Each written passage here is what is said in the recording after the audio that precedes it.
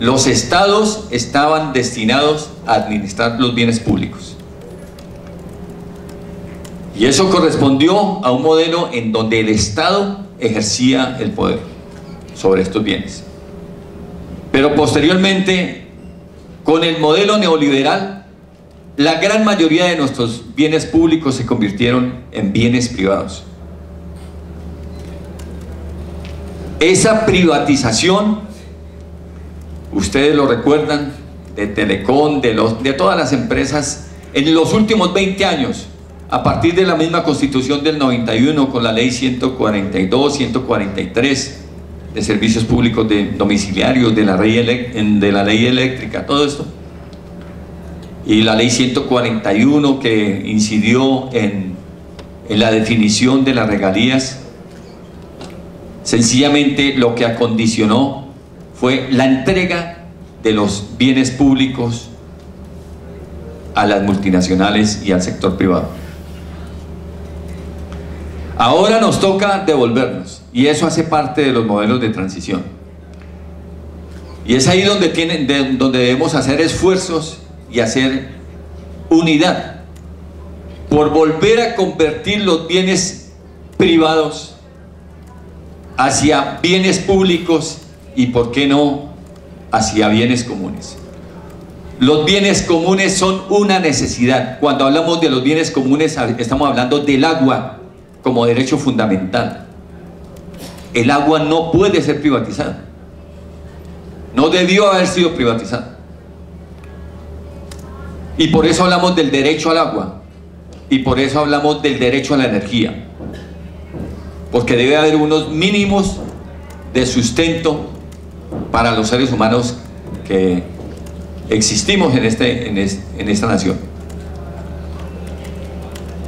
Hay 1.800.000 personas en Colombia que están por fuera del sector interconectado. Y si tienen billete, pues tienen acceso a la electricidad. Si no lo tienen, sencillamente no lo tienen. Hay zonas donde está la explotación carbonera, donde está la explotación petrolera, que son veredas que no tienen electricidad y no tienen agua. Y por eso hablamos de estos derechos. Y estamos hablando de la socialización.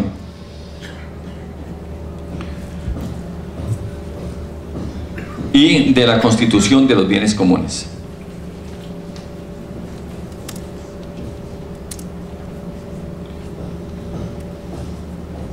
Tenemos un gran problema, y es que la mayoría de las fuentes energéticas hoy, de las cuales estamos dependiendo, son las energías no renovables: carbón, petróleo, gas y energía nuclear. Y hay un reconocimiento de que este planeta es petroadicto, es decir, somos compulsivos al petróleo, somos adictos al petróleo. Nos consumimos 89 millones de barriles diarios a nivel mundial. De esos 89 millones de barriles diarios, los países del norte, los países industrializados, consumen la mayor parte. La mayoría de las reservas petroleras, el 41% del gas y el 60% del petróleo están ubicados en el cercano oriente. Una buena proporción están en Rusia, principalmente de gas. Otra parte está en el Mar Caspio. Otra parte está en Latinoamérica. Pero es una mínima parte. Y la mínima parte está en Venezuela. Venezuela hoy tiene la mayor reserva de petróleo pesado a nivel mundial. Veamos como esta proporción. tienen 270.000 millones de barriles, 270.000, y Colombia tiene 2.000. No tenemos ni el 1% del petróleo de Venezuela. Y por eso la importancia geoestratégica de cada uno de estos países. Y por eso las razones de la guerra. Y por eso las razones de la invasión a Irak. Que es posible que salgan los soldados, pero no saldrán las multinacionales. Las amenazas a Irán. Las amenazas a Afganistán. Las invasiones a Libia, que producía del mejor petróleo que había en la comercialización, y lógicamente las amenazas a Venezuela. Y en el caso colombiano en particular, de acuerdo con lo que decía el profesor Frank, aquí se le ha ofrecido las mejores garantías a las empresas multinacionales, porque solo hay dos modelos mineroenergéticos en el mundo que podemos caracterizar. Hoy hay un modelo mineroenergético y particularmente petrolero que favorece a las empresas multinacionales, y hay otros modelos que favorecen a los estados y a las naciones del mundo. ¿Y cómo se garantiza la presencia de las empresas transnacionales? Aquí ustedes lo han reconocido desde el tema de la confianza inversionista. La confianza inversionista en el tema mineroenergético consiste ¿en qué?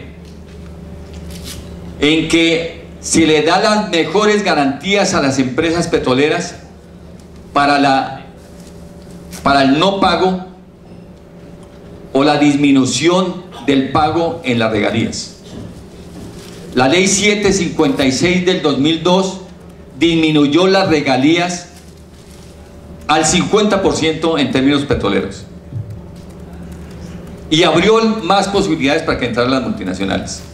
Primer elemento: regalías, creación de subsidios por inversión, es decir, la parte de renta petrolera y renta mineroenergética se le garantiza así a la multinacional.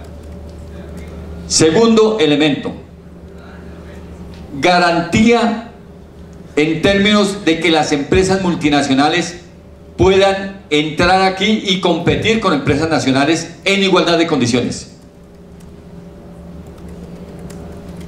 Es decir, la empresa petrolera que es Ecopetrol, que entre otras cosas es creada por una huelga del abuso en 1948 y que se ha defendido a costa de lo que sea. Pero esa Ecopetrol, a partir de la Agencia Nacional de Hidrocarburos, entra a competir como cualquier otra empresa con una multinacional, con la multinacional más grande, que es la ExxonMobil, por ejemplo. Segundo elemento. Tercer elemento que hace parte de la confianza inversionista: la precarización y la tercerización de los trabajadores del sector mineroenergético. En su momento, cuando haya el espacio de los organizadores, presentaremos un video que hemos elaborado sobre el tema de Pacífico y Rubiales y las condiciones de nuestros compañeros allí. Ese es otro elemento importante para la confianza inversionista. Y decimos nosotros, en términos de propuestas, se debe cambiar las condiciones de renta petrolera y de renta mineroenergética. No es posible que por el oro que se extrae en este país se pague 4% de lo extraído, y con miles de mañas para no pagarlo. No es posible que de todas esas toneladas que diariamente están saliendo de carbón, del Cerrejón y de la Drummond, solamente se pague el 5% de regalías, y que los subsidios hoy sean mayores que las regalías que se pagan. No es posible que el níquel solamente pague el 12%. No es posible que el petróleo pague solamente el 9%. Porque es que las regalías no se pagan por los impactos. Se pagan es porque por una sola vez es porque se extrae un bien no renovable. Pensamos que es necesario recuperar las empresas estatales para este país, las empresas mineroenergéticas. Que renazcan las empresas de energía del país, como sucedió en Argentina, que Menem acabó con las empresas de energía y ahora tuvieron que crear una nueva empresa de energía. Eso es posible.